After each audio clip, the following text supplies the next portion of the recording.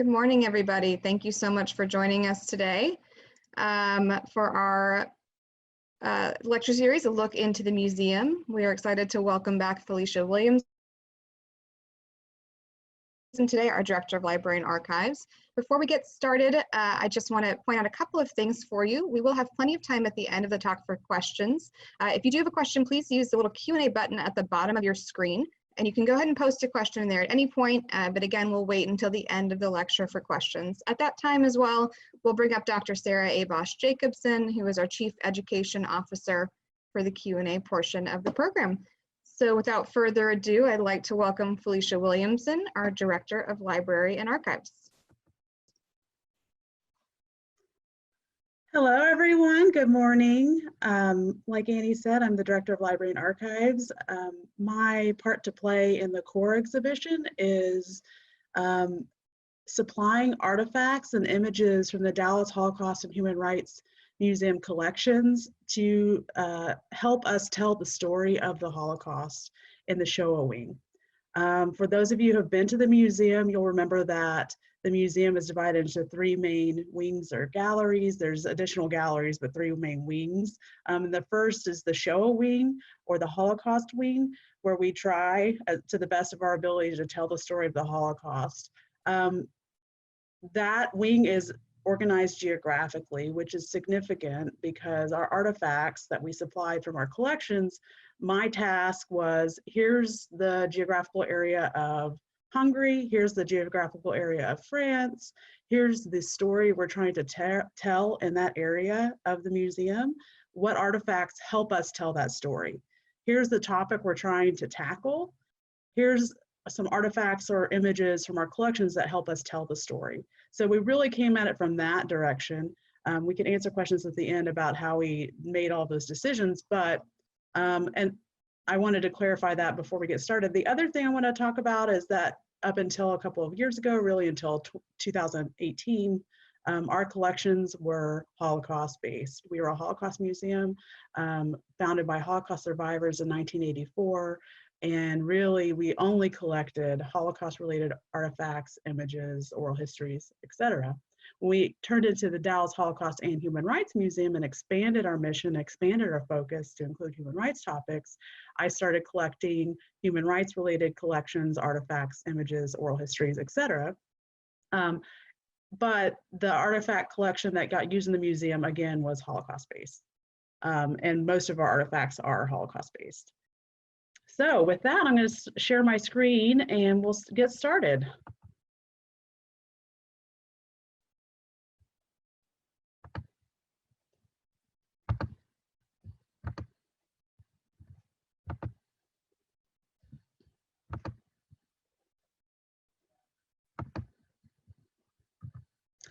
So again, just to orient you to the portion of the museum I'll be highlighting today, to the right, you can see the Shoah Gallery.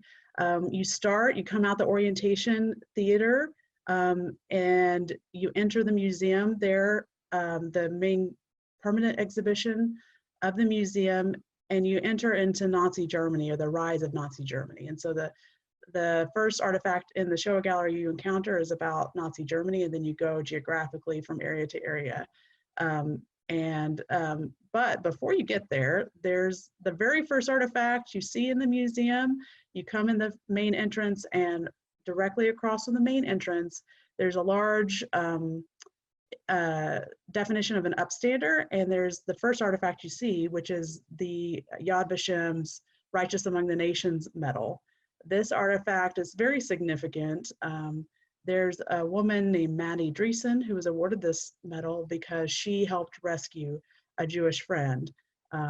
And just to help you understand how significant it is that we have this beautiful artifact in the museum, there's only 27,000 people in the world who have been awarded the Righteous Among the Nations medal. And the parameters to get that medal are very strict. And essentially, you have to put your life on the line to save someone else. And Melanie Coors did that. She hid a Jewish friend, chiefly in Vienna, and undertook a huge amount of risk to do that. And eventually, Maddie and Lily Wolf, who she saved, ended up in Dallas. They were dress designers in Europe and then in Dallas as well, and did some beautiful work. Some of their collection is at UNT. We have a beautiful artifact collection as well at the museum that helps tell the story of their lives. And for some of you will be interested to know that they designed dresses for the Miss America pageant. So did some incredible work. And Maddie did something that I, would be hard to do, to put your life on the line for someone else, and be willing to sacrifice yourself to save someone else. It's beautiful. As you enter the Orientation Theater, which is a series of topical introductions to what we're trying to do in the museum, which is help you understand the Holocaust and human rights, you enter up a stairwell, and the first images from our collections you see is in the orientation stairwell. I'm gonna try, there's about 25 images, but I just wanna talk about a few images specifically. This stairwell is featuring images from pre-war Jewish life. So across Europe, what were these families doing? Where was their life happening? What were they up to? Really trying to tell a story of what was under attack during the Holocaust.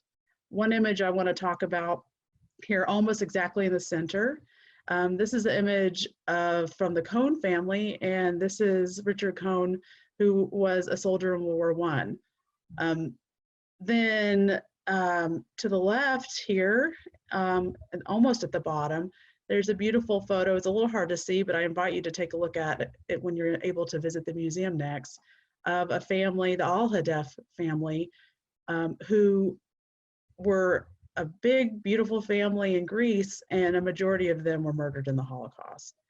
And this image, when you can see a little closer, it's, to me, so evocative because they're having a family event and they're all together and they just seem happy.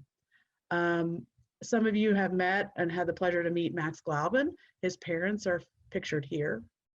And really, the thing that gets me about this gallery is that you see snapshots of people's everyday life, things that were meaningful, people who were sometimes lost and sometimes survived, but people who were under attack during the Holocaust. As you enter the Shoah Wing, like I said, the first thing you see is the rise of Nazi power. Before the Nazis came to power, you could, if you were so inclined, read about Hitler's intentions. He wrote an autobiography called Mein Kampf, or My Struggle. He wrote it from prison. And as my husband says, he gives it 0 out of 5 stars. It's a pretty dense read, but significantly, Hitler outlines 2 big ideological theories or proposals. The first is just, he makes it very clear that Jews are the enemy, and his anti-Semitism is loud and clear in this volume. And then the other thing he does is he lines out his strategy for achieving or attaining Lebensraum for the German people. By the German people, he means Aryans, but Lebensraum means living space, and his idea was that the only way to sufficiently supply the German people with room to grow and prosper was to expand to the east. So it really was the foundation for his aggressive foreign policy. And so if you had the presence of mind to take him seriously, it would have been a bit foreboding to see what he was envisioning. Also in the rise of Nazi power area, or the Germany area, we have a sign that's says Juden werden hier nicht bedient, so Jews will not be served here. During the increasing emphasis on anti-Semitism after the rise of Nazi power, and including the Nuremberg race laws, there was more and more social and financial isolation, and that included boycotting Jewish businesses, encouraging quote unquote German citizens, so Aryan citizens, to avoid Jews and to avoid visiting Jewish doctors, going to Jewish businesses, purchasing goods that were would profit the Jews in any way. And then eventually they shut down Jewish businesses entirely. Jews were not allowed to hold certain professions. They were not allowed to attend school. And all of these steps were taken to isolate and intimidate Jewish people. And this sign is saying, you're not welcome here. You will not be served here. The thing that's significant to me is this is in 1930s Nazi Germany. And in the American South, in the Jim Crow South, similar wording even and similar signs were all over the Jim Crow South. And so that it's interesting that while systematic murder didn't follow, isolation, intimidation was certainly all over the place. The next artifact is really an amazing, beautiful artifact. There's a group of German Jews who follow a tradition of creating a wimple. And this is swaddling clothes for a male infant that are cut into strips and then ornately decorated. And then that cloth is used to bind the Torah during significant events in the young male child's life, including circumcision, bar mitzvah, marriage, etc. This wimple, which is decorated with the blessing, may God raise him up to a life of the Torah, a successful marriage, good deeds. It's basically an encouragement to live a good life based in religious practice. Sometimes these were embroidered, sometimes they were painted, often they were created by a family member. And this wimple was taken out of a synagogue right before it was burned during Kristallnacht. It was not completely destroyed. There was a neighboring Aryan business, so they went ahead and doused out the flames in the burning synagogue, but it was almost lost, and it was smuggled into the United States by a refugee family of a survivor who ended up in our community, Fred Strauss, who has left us. But we just love this artifact. It shows such a poignant part of religious practice in that area of Germany. As a lot of us know, there was an intense, regimented way of identifying prisoners in concentration camps. And one of the ways they did this is by a color code and symbols that you had to wear on your uniform to tell the guards what kind of prisoner you were. So if you're a Jewish prisoner, you would have a yellow star. However, there was a lot of different options. And so this is an armband that was for a Jehovah's Witness. And you would end up in a concentration camp as a Jehovah's Witness because you were not religiously allowed to have allegiance to anyone but God. So you wouldn't swear allegiance to Hitler or Heil Hitler. And interestingly enough, the only way you got out of a concentration camp is if you would swear allegiance to Hitler, and many Jehovah's Witnesses would not do that. That exit strategy from a concentration camp was not available to Jews, just as an FYI. Here is a collage of sorts of some of the badges and stars in our collection. As someone who deals with artifacts, these are really interesting to me because when we think of identification of Jews in Nazi Germany, it seems like, oh, well, the Nazi machine would have made this completely uniform. Well, that wasn't the case.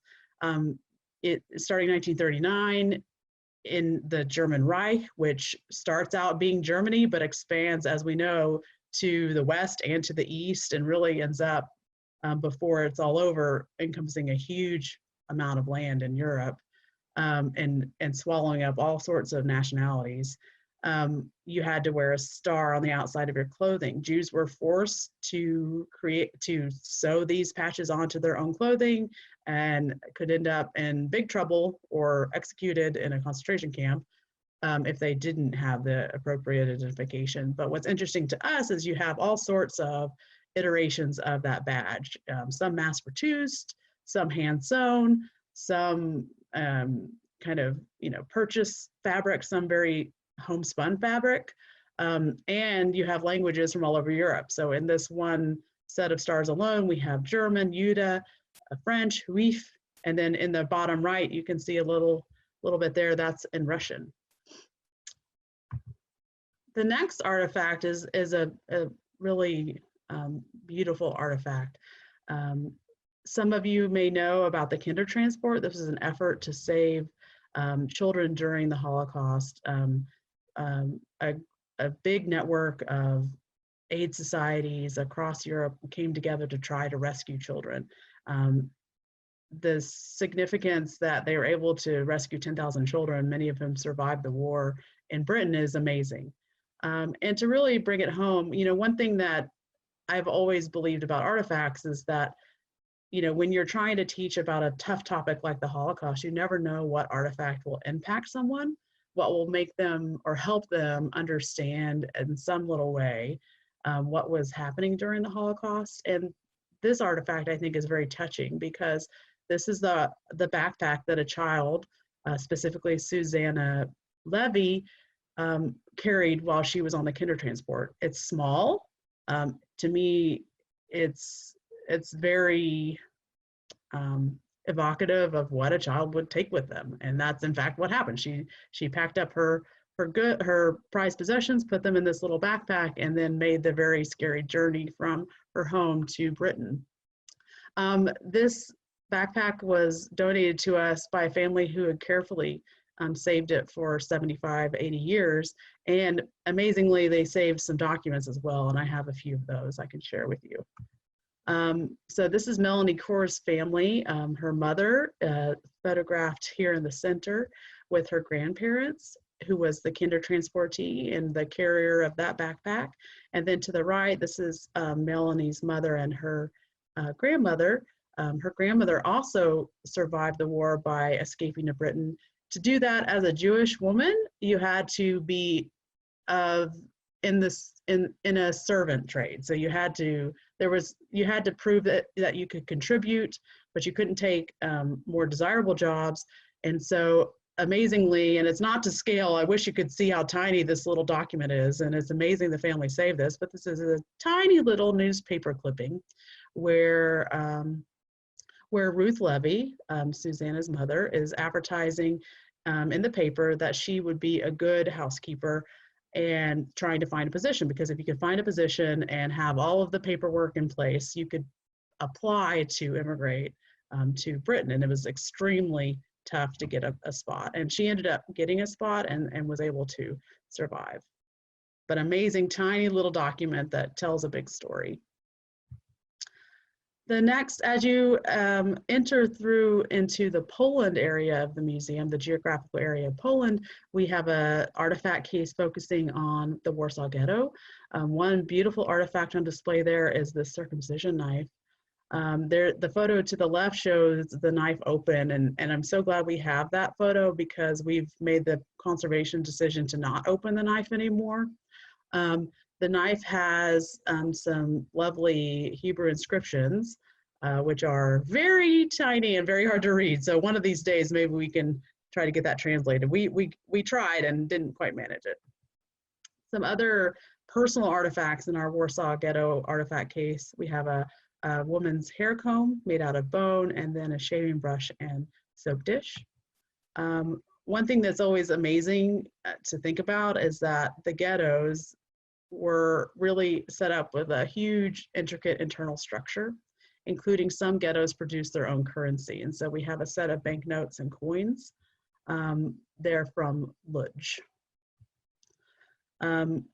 Further, that internal structure included a lot of paperwork. It included a ghetto police force. We have a ghetto police badge here, and then a stamp used to stamp documents. And these were managed by the Jewish inhabitants of the ghetto under Nazi supervision and under threat of death, significantly. One thing that's always been important to me when we talk about the Holocaust and about artifacts is the thought that artifacts really are evidence of what happened during the Holocaust. And all of our artifacts are like that, but three really meaningful artifacts that I consider to be particularly evidential are on loan to us from an organization called Yahad and Unum. Yahad and Unum is an organization based out of France that is aggressively seeking and finding mass graves and execution sites all over Europe even today. So they're doing this work actively. They interview people who may have even seen a mass shooting, and then they excavate mass shooting sites, and they found thousands and thousands of them. These 3 artifacts are on loan from them. These are artifacts they found in mass graves in Europe. There's a shell casing, and if you've been to the museum, and just if you haven't, I'll add that there's a important portion of the museum that talks about Holocaust by bullets. So a lot of us are familiar with, you know, you were deported to Auschwitz, you got a tattoo and some paperwork, and either were selected to go to the death chambers or to the crematoria, or to go work. And then you were often worked to death, and maybe you had a chance to survive. But there were millions of people who were not sent to a big infrastructure camp like Auschwitz. Others were sent directly to death camps and killed right away. And others were killed in mass shootings and put in mass graves without any documentation. And so the real documentation of that happening is the grave itself and any artifacts like these. And so it's a tough part of the history, that there are some people who died that we have very little record of. And so that's a bullet casing again. In the center, there's a little dreidel, and then a spoon, or a portion of a spoon. Nazi brutality is intense. It's hard for us in our relative comfort to imagine. We do have some Nazi weapons on display. These are 2 methods by which Jews and others were tortured. There is a second mural in the museum. This is pre-war Poland. So these are family pictures of Jews in pre-war Poland. And these photographs flank the pre-war Poland video, which is a great way to see and understand what was happening in Poland as the war escalated there. Significantly, for those of you who've had the chance to know him, this photo right here to the far right there is William Schiff. And for those of you who know of the Bell family, David, Jack, and Harold Bell's parents are here, Lola and Frank. We have some amazing photos from the Greenleaf's family, really showing pre-war Jewish life in Poland. We have this photo of the sisters here, and then there's a beautiful photo of a mother and child, and then their family at the beach. And again, attempting in some small way to show life before the Holocaust. The biggest artifact in the artifact collection, and arguably the most complicated artifact in the artifact collection, is the boxcar. Many of you, I believe, were able to go through the boxcar when the museum was still at the Jewish Community Center here in Dallas. It was the first boxcar brought to the United States to be used in a museum. It was brought by a big collaborative effort between international businesses. It was donated by the Belgian Railway. It was found by local survivors here who underwent this huge effort to bring it to Dallas.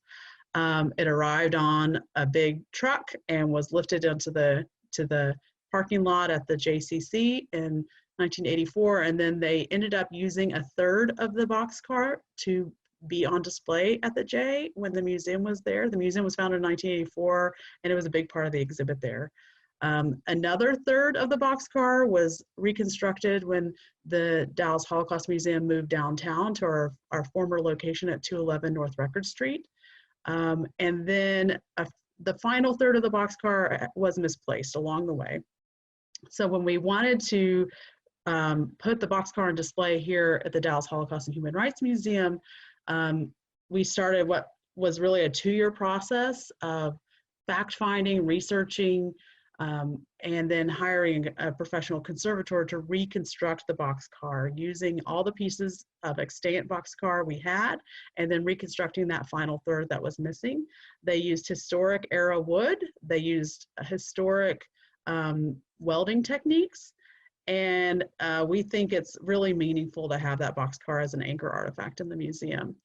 Significantly, it was controversial in the former museum at the J that you had to walk through the boxcar for members of our survivor community who had been transported on boxcars. That was traumatic. We were able to, I think, for the best, allow people to walk through the boxcar safely and securely, but if they're not comfortable, you're able to walk around it too. As you pass around or through the boxcar, you enter our death camps area of the museum. There's 6 death camps.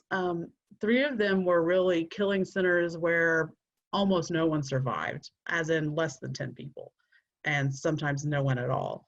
You were deported there and killed upon arrival. So having artifacts from those camps is difficult, but we have some significant artifacts on display.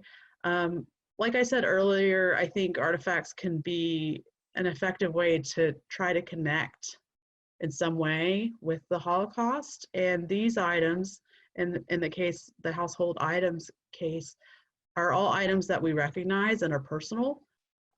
We have items like this in our own home. I think it's also significant to consider that people brought these kinds of things with them because they anticipated having some sort of life in the camps. Sometimes people lived in camps for years and survived, but sometimes they were killed right away.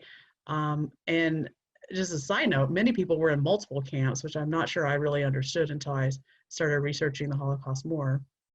But this is a collection of items, including buttons, scissors, knives, forks. There's a thimble, all brought out of camps. And people brought them in. These were their personal belongings. When we think about camps visually, often we do have this vision of big gates, wire fencing, intimidation, control, security. And we do have some wire fencing and ceramic insulators because many of the fences around these camps were electrified. We have a ZyklonB canister and some actual ZyklonB. ZyklonB was used to fumigate or delouse. It was basically essentially rat poison. It was modified and mass produced to use to kill people during the Holocaust.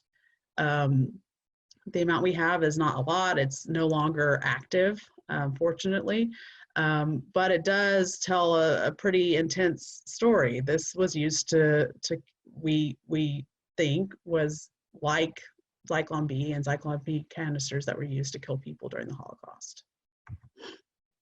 We have a couple of significant artifacts out of Dachau. This belt, it's a little hard to see to scale, but it's represented here at the circumference of the person who wore this belt in Dachau as he exited the camp. So he was starving. He went into the camp as a teenager. His name was Harry Bach, and he came out of the camp really starving and emaciated, and the belt was cinched up to keep his pants up, and it tells the story of really the deprivation of being in these camps. One thing that's interesting to me when we think about material culture today versus in the 1930s and 40s, I know a lot of us, when we think about our parents or grandparents, they treat their possessions with more respect maybe than my generation does. And if it's broken, you fix it. If it's not pristine and new, you still use it as long as you can. And that's the way my grandparents were. And it's just so interesting for me to think about the fact that Harry Bach, who survived Dachau, wore this belt from what I've heard from his family, another 20 years. So he survives the camp, wears this belt in the camp, leaves the camp, is liberated, and then continues to wear the belt because it's still a good belt. And I'm not sure how that would happen today, but it's pretty interesting to think about. It was not a throwaway item. It was significant, and it was part of his personal possessions, and he kept using it. The object to the right there is a crematoria tag, and that was used to identify ashes, but those ashes, the number on that tag does not correlate to prisoner's tag. So you can't match it to a prisoner who died, unfortunately.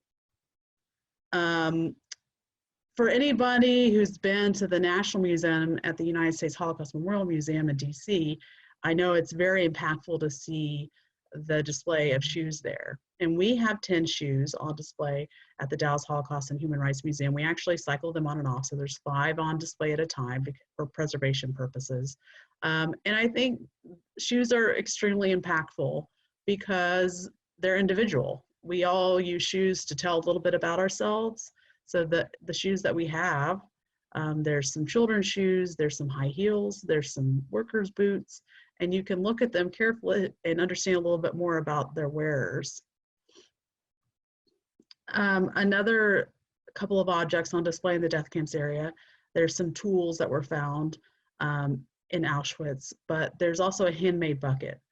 Significantly, if you had a spoon, a bowl, bucket, some sort of vessel, it helped you survive because you could take food and eat it slowly. You could keep it cleaner and more accessible. And so it's kind of a beat up little object, but it tells a big story. Some of us are familiar with the idea that people were gassed in gas chambers that were made to look like showers to mislead the victims. We do have shower heads on display, but I do want to just share that some showers were actually showers. Not all showers in camps were in crematoria. So this could have been used in that way, but it could have just been a shower head. One of the most impactful areas, in my opinion, in the museum is our display case featuring concentration camp uniforms. Again, another very personal artifact. The museum has 7, and we rotate 3 on display for conservation purposes at a time. These 3 uniforms, the first to the far left belonged to Rose Pila. She was a Jewish concentration camp survivor. She was wearing this camp when it was liberated. She was in Bergen-Belsen, but this uniform has the insignia of a political prisoner. And so it might be confusing, but she picked it up. It was a better coat than she had. And so she was wearing it when she was liberated. And the donor said that this exchange of uniform happened the week before liberation. So relatively at the end of her time in the camp. This uniform component here in the center is actually a shirt or a camisole. This artifact is part of a 3-piece uniform belonging to Dr. Ellen Loeb Katz. If you want to hear more about her story, it's an amazing story, and we're going to present on that in another virtual program in a couple of weeks. But just briefly, Ellen Loeb Katz acted as a nurse in the camp. She was in 5 camps altogether, and she started out on Westerbork, ended up in Auschwitz for a week. She was in Theresienstadt for another couple of weeks, and she was liberated from Mauthausen. She survived the war with her mother. Her father died in Westerbork. Her sister had escaped as a refugee to Dallas, and she wrote, the most amazing thing about her is she wrote a memoir right away. That's not very common, especially for a woman to do that. It's less common. And we have that memoir in our collections. And she wrote a letter to her sister here in Dallas saying, you know, essentially, hey, I've been acting as a doctor in these camps. I know it's crazy to even say this out loud, but I think I want to be a doctor. And her sister writes back and says, hey, you can do that in Dallas, come on. And so she immigrates to Dallas, ends up going to UT Southwestern, and ends up working to cure leukemia in a blood lab here in Dallas. It's really an amazing story. To the right, we have a 3rd uniform belonging to Victor Moravchik. And so just showing the different kinds of garb that you were forced to wear inside the camps. As you exit the death camps area, you go down the side of the gallery, and the first thing you see is talking about the destruction of Nazi Germany. So as you enter the Shoah gallery, you see the rise of Nazi Germany. And then as you exit, you see the destruction of Nazi Germany. Significantly, the design team for the Dallas Holocaust and Human Rights Museum really labored over the decision of whether to include Nazi artifacts on display. We'd seen that some museums did not, and some museums obscured the artifacts by placing them in cases in the floor that you could step over and look, and all kinds of different ways to try to tell this story without making a point of some sort of emulation or fascination with the Nazis themselves. So this case has 15 or so artifacts in the case here in the hood of the truck in this destruction scene.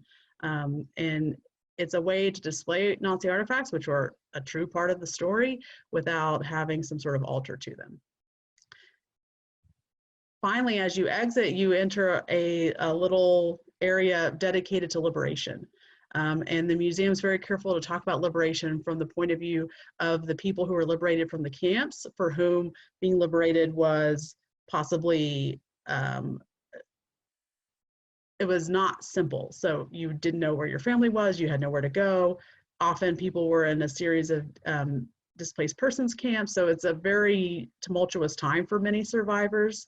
And then there's the viewpoint of the liberators, so the GIs and other soldiers from all over the world, really, who fought the Nazis and won. This artifact is really featuring them. So when we talk about boots on the ground in Europe, a lot of us think about D-Day, and as we should. But the first boots on the ground were actually coming in through Italy in 1943. Excuse me one second. So in 1943, the Allied forces invade through Italy and fight northward through Italy and encounter some really vicious fighting from the Nazis. And the 36th Infantry Division, or the Texas Division, were among those fighting forces. I'll just point out here, right in the middle of this flag right here, is the Texas Division badge. And that division's still up and running. I've seen soldiers wearing that badge here in Dallas recently, and including a female soldier in Target. And I thought I might go talk to her, and then I thought maybe she just wants to do her shopping at Target, and I left her alone. But I just thought to myself, oh, the Texas Division. This flag was torn down in Salerno, Italy, which was one of the main fighting points during the invasion of Italy. And it was torn down by the Transportation Division. You can tell that because it says the Transportation Division, but there's also this well-drawn Jeep here.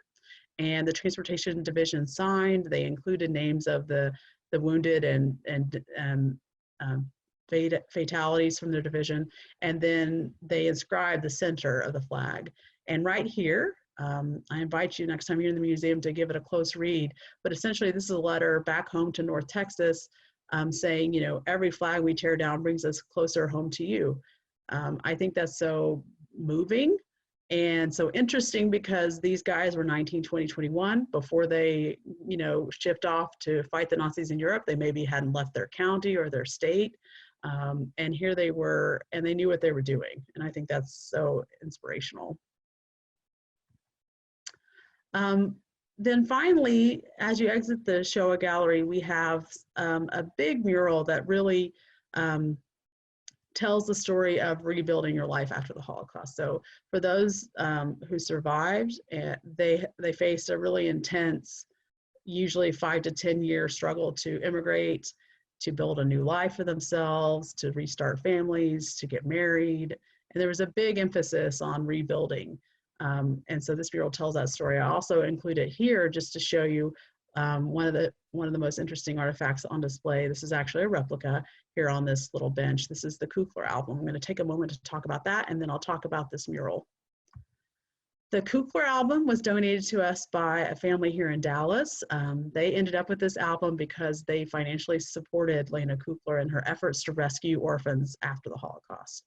So in 1945 in Poland, children who did survive almost definitely survived in hiding, and they start emerging from hiding, and she established an orphanage. She was a Christian woman. She established this orphanage to try to save these children and help them.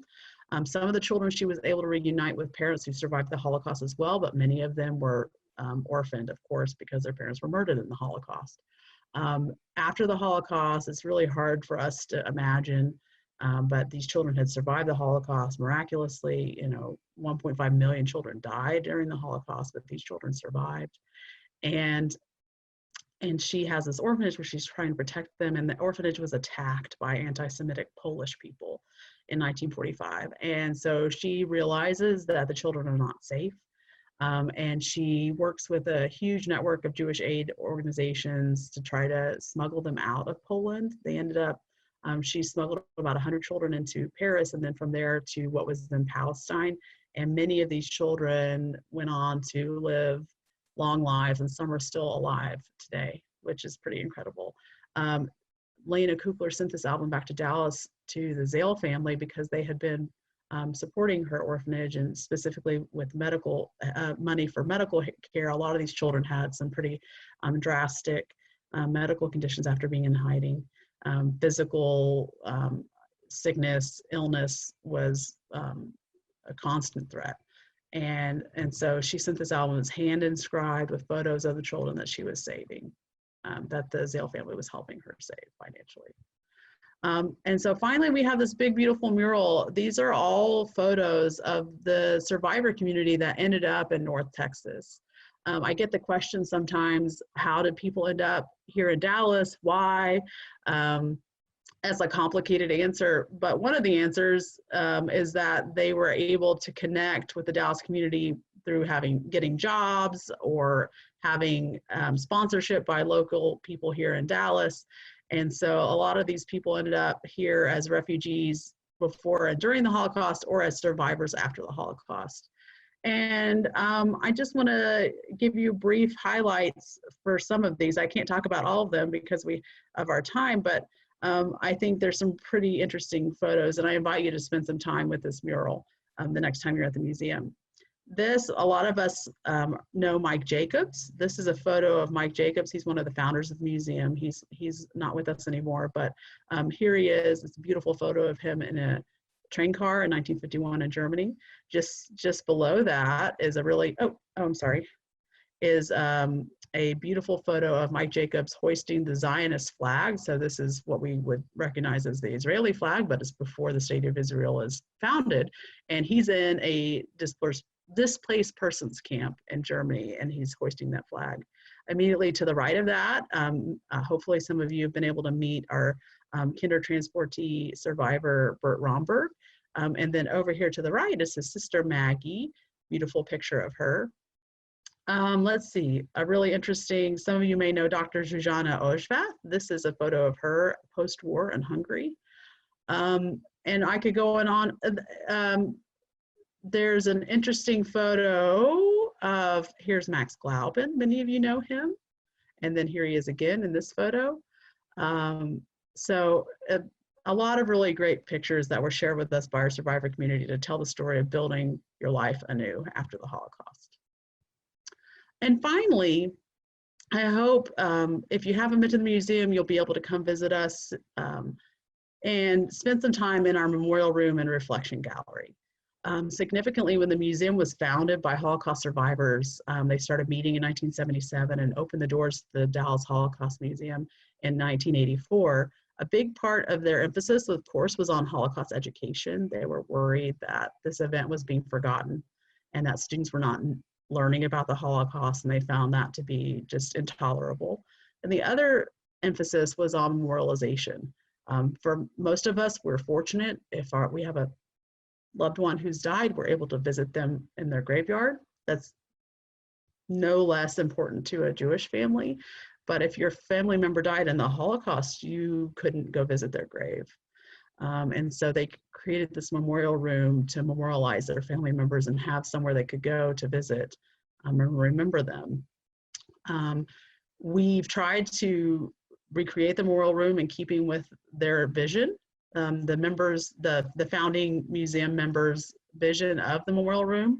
And so here we have this very large memorial stone with a poignant inscription. Then these pillars represent camps where family members died. And then each of these stones along the wall, there's about 700 of them, has family members' names inscribed and information about them. If they died during the Holocaust, where they died, if we knew that information, or if they died after the Holocaust, meaningful names and places associated with that family member. And it's the first time you see light as you go through the show, through the permanent exhibition, and we want to have hope, even in the midst of such a troubling topic. Okay, I think it's about time for some questions. So I'm going to look at our questions, and please type any questions in the Q&A, and then Dr. Sarah Abosh will join me and help me answer.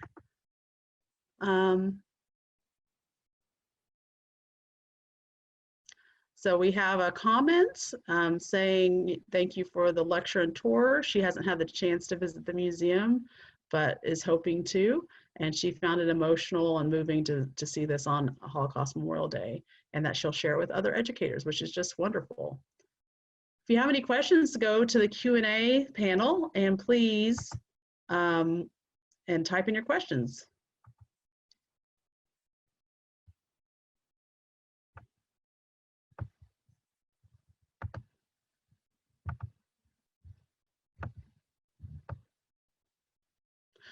So we have a question about how to donate your artifacts to the Dallas Holocaust and Human Rights Museum. That's a great question. All of our artifacts that are on display and in the vault, we have about 20,000 items in the vault, and there's 125 objects on display and a further 100 images from our collection on display. We rely completely on donations of Holocaust and human rights materials. We collect photographs, memoirs, letters, documents, telling the story of pre and post-war, and then the Holocaust itself, including refugees and Kindertransportees. And then for human rights, we collect objects that relate directly to our core exhibition, so human rights in a local context. And if you go to the Dallas Holocaust and Human Rights Museum website, there's a portion of the website talking about how to donate to the archives. You can also just email me at archives@dhhrm.org, so archives@dhhrm.org, and we can correspond that way. And if you're in doubt, please ask. If you don't know if the collection in your family is something the museum would be interested in adding to our collection, please just reach out and we can talk about it. So I have quite a few questions about whether we'll share this on our website, and I think we are going to share this presentation on the website, so stay tuned for that. I have a question about using the term Holocaust and Shoah interchangeably. That's a great question. Sarah can probably answer better than me, but Holocaust is usually how we use the term we use in the United States, and Shoah is the more internationally recognized term for the Holocaust. And they can be used interchangeably. So Holocaust, actually, Holocaust is used by English speakers, and Shoah is used by Hebrew speakers. It specifically was a term coined in Israel. There's a difference in meaning. Holocaust means burnt offering, and that's something that offended many Jews who settled in Israel, because they said, we're nobody's burnt offering. This was irreligious as opposed to religious. And Shoah means catastrophe, and that's why Israelis chose the term Shoah. As usual, very helpful. We have a question from a student who says they are interested in studying or focusing on the Holocaust and or World War II artifacts and artwork. What are some good resources? You know, I think I would start by looking at a couple of websites and their digitized archival collections. So first of all, the Dallas Holocaust and Human Rights Museum has, under the research tab, you can look through about 1,000 of our artifacts, photographs, letters, and so on that are digitized and available online. So I would spend some time familiarizing myself with that. Then there's a couple of other websites that have huge amounts of online collection items that have been digitized. The first is the United States Holocaust Memorial Museum. So that's ushmm.org. And the second is yadvashem.org, yadvashem.org. Both of these organizations, so USHMM, which really is focusing on United States Holocaust memorialization and history, and then Yad Vashem, which is the International Museum, have just amazing, deep resources that you could really spend some time investigating. And of course, for the local context, look at our museum and contact me. I'm happy to talk with you. I think one thing to, if you're interested in this as for your future career, is to think about looking at how those objects are described and really try to understand how they're made available. So the archives, when we're not dealing with Corona, so not right now, but in general, the archives are absolutely available for researchers. It's by appointment only, just from a management standpoint, but we teach classes using archival objects all the time. We use artifacts to do public programming like this and other public programs, both virtually and in person. And then the archives are open for research. And so you have to make an appointment, but other than that, we will help you with any way we can. We have a really robust book collection. We have oral history testimonies from our local survivors available. We also have the full Shoah database available. So that's 55,000 testimonies. And then we have those 20,000 objects in our vault that are available for researchers. And for me as a professional archivist, I am dedicated to making collections available because I don't believe that they serve their true purpose if they're just hidden away on a shelf. So we're very eager to work with researchers in person. And if you have a from home question or research question, we're happy to help you remotely during this Corona situation. And you can always email archives@dhhrm.org with your questions. Sarah, there's a question here that maybe you might want to tackle. How do you interpret the boom over the past decade or two in Holocaust or Shoah memorials and museums? I'm not sure I know the answer to that. It's a great question. Sorry, I can't start a video, so I'm talking to you from a black box. It's a very good question. I would point in America to a very specific incident, which is the release, there it is. I would point in America to a very specific incident, which is the release of the miniseries called Holocaust. We're Americans and nothing gets our juices going like a good TV miniseries. That came out in the 70s, and much of the Holocaust focus of the American public can be directly tied to the release of that miniseries. If I remember correctly, it starred Meryl Streep, so I mean it had some good actors in it. And there is a similar instance, which is genealogy, and particularly a lot of the current African American genealogy is tied to Haley's Roots miniseries coming out. The book came out, people read it, that didn't kick things off. It was the miniseries that really kind of kicked this off. Additionally, the late 70s, early 80s was a time when survivors were beginning to tell their stories publicly. There was enough distance from what they had experienced. They had rebuilt their lives. They had recreated families. And they were feeling, I think, enough emotional distance from the experiences that they had lived through to begin talking about what had happened. And I think that much of that contributes to this larger Holocaust Museum and Holocaust Center building project that began at that time. Even the U.S. Holocaust Memorial Museum begins around that time. I believe it's actually President Carter who signs into law the start of that project. Then it takes place under President Reagan, and I believe it opens in 91, 92. So it actually opens its doors under President Clinton. So we talk about lack of bipartisanship today. That was really genuinely a bipartisan effort to create a national memorial on the mall.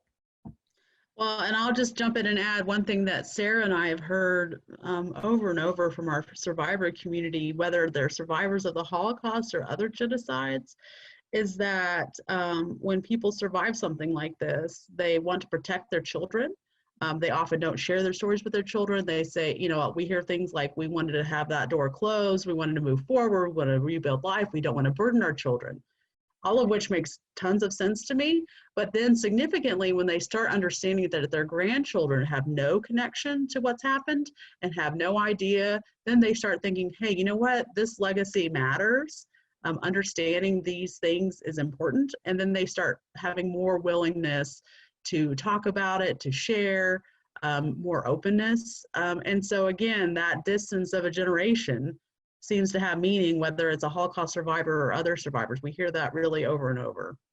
And so often the same thing happens with archival donations. People, when it's immediate, aren't ready to let go of those precious artifacts, and it takes some time to really get there. We have a question asking, was there an artifact that had a really strong impact or stopped you in your tracks? For me, often if it's an artifact that is showing a sacrifice of a parent for their child, or something like that, that often emotionally grabs at me. I have little children, so it seems pretty scary to imagine, you know, what kind of choices would you have? What would you put on the line to save your kids? How would you even attempt it? And then having artifacts that show that story. So the Kindertransport Backpack is a great example. A mother, parents would have to decide to wave goodbye to their child and maybe never see them again, on the chance that their child will survive. So that's a huge thing to consider. And then, you know, when I can see or understand a full story of an artifact, because we have that documentation and we have a photograph, we have something that connects the dots, maybe we have the oral history testimony. When I can understand the full context, that always is impactful. And also significantly, we can really use that to great effect in our education programs and for display. I think we are out of time. Thank you all so much for joining us. Please stay tuned, check our website for upcoming virtual events. There's a lot of cool programming coming your way. And thank you again.